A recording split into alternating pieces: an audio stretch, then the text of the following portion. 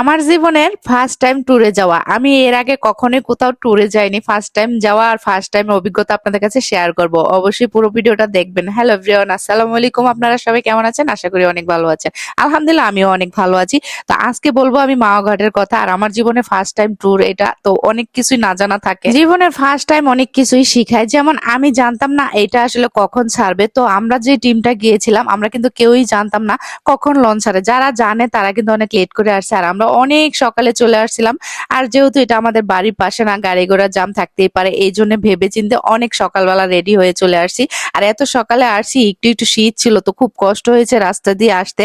আর এই যে ফাইনালি সেই জায়গাটা, যে কাঙ্ক্ষিত জায়গাটা দেখার জন্য এত কষ্ট করে সকাল সকাল আসছি, আমি কিন্তু খুবই আনন্দিত। আর আমার কাছে মনে হচ্ছে আমি মনে হয় সেই শেষ ব্যক্তি যে এত দেরি করে আসলাম, মানে 2025-এ এই জায়গাটায় আসলাম। এইখানে কিন্তু অনেক আগে থেকে মানুষ ট্যুরে আসে। যারা আসছেন অবশ্যই কমেন্টস করবেন যে আপনারা আসছেন কিনা।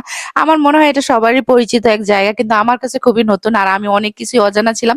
যার কারণে আমি প্রথম প্রথম অনেক কিছুই শিখলাম। আমার কাছে এরকমই ফিল হলো। যাজ্ঞা, তাতে মনে দুঃখ নাই, একটা একটা করে জায়গা এভাবে ঘুরে শেষ করতে হবে, কারণ সব ব্লগাররাই সব জায়গায় গিয়েছে, শুধুমাত্র আমি একমাত্র মানুষ যে কিনা কোথাও যায়নি বাসা থেকে। তো এই ফার্স্ট টাইম ট্যুর দেখে আমার কিন্তু অনেক কিছুর অভিজ্ঞতা হয়েছে আর আর আমি অনেক এক্সাইটেড ছিলাম, কারণ আমার কাছে সবকিছু নিত্য নতুন লাগতেছিল। এই পদ্মার পাড়ে এসে আমার মনটা ছুঁয়ে গেছে, এত সুন্দর লাগছে আমার কাছে সব দিকে। আর এইখানে অনেকে আছে যারা 2-3বারও আসছে, তারা আবারও আসছে। আর জানি না আমি কখনো যেতে পারবো কিনা, তবে আমার ইচ্ছে আছে আরেকবার যাওয়ার। এইখানে যারা যারা আসছেন তারা অবশ্যই কিন্তু আমার ভিডিওটা দেখে কমেন্টস করবেন। আর আমি খুব এনজয় করতেছি, এত ভালো লাগতেছে। আমরা কিন্তু বেশি মানুষ যাই নাই, মাত্র 4জন মানুষ গিয়েছিলাম।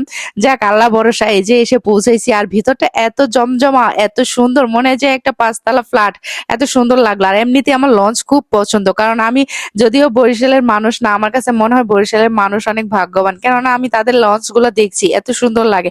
সদরঘাটও যে ঘুরে এসেছি, লঞ্চ গুলা দেখার পর আমি সত্যি মুগ্ধ, মনোমুগ্ধ করে একটা দৃশ্য থাকে ভিতরে। আর এত জমকালো আয়োজন, কি বলবো গাইস, এটা দেখে তো আমি ভবিষ্যৎ চিন্তা ভাবনা করে নিয়েছি, কারণ আমি যদি ভবিষ্যতে কোনো জায়গায় আত্মীয়তা করি তাহলে আমি বরিশালের দিকেই ছুটবো। কেননা আমার যেহেতু লঞ্চ অনেক পছন্দের একটা জায়গা, বা চাঁদপুর বলেন, ভোলা বলেন, যেদিকে লঞ্চ যায় সেদিকেই আত্মীয় করার চেষ্টা করব।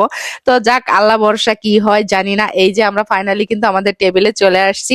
এই টেবিলটা আমাদের জন্য, আমাদের 4জনের জন্য। আমরা যেহেতু 4জন, 4টা সিট দিয়েছে এখানে। তো সবশেষে একটা সিট কম পড়ে গেল, যেমন আমার ছেলে, আমার ছোট্ট বাচ্চাটা কোথায় বসবে সেই কিন্তু ব্যবস্থা। তো আমরা কিন্তু তাদের সাথে সাথে এই বিষয়টা জানাই আর তারা খুব রেসপন্স করে, যে কোনো বিষয় জানালে, অবগত করলে তারা কিন্তু সেটা শুনে। তো এই জিনিসটা আমার কাছে খুব ভালো লেগেছে। ছোট্ট একটা বিষয় যদি আপনি জানান সেটারও তারা পদক্ষেপ নেয়। আমার কাছে এই বিষয়টা অনেক ভালো লেগেছে। আর যারা অবশ্য আসছেন এর আগে, এটার রিভিউটা আমাকে দিবেন অবশ্যই, কেমন লাগছে আপনাদের কাছে। আমার কাছে তো বেশ ভালোই লাগছে, তবে একটা জিনিস বাদে, সেটা আসলে আমি বলতে চাচ্ছি না, যদি তাদের কোনো দিক দিয়ে কষ্ট লাগে এই জন্য। যাই হোক, সব দিকে মানুষের হয়ে ওঠে না, হয়তো তারা বুঝতে পারে না। তো আমার ভিডিওটা আপনাদের কাছে কেমন লাগলো অবশ্যই জানাবেন। আর শেষ ভাগ পরের বার আপলোড করবো। অবশ্যই ভালো থাকবেন, সুস্থ থাকবেন, আল্লাহ হাফিজ।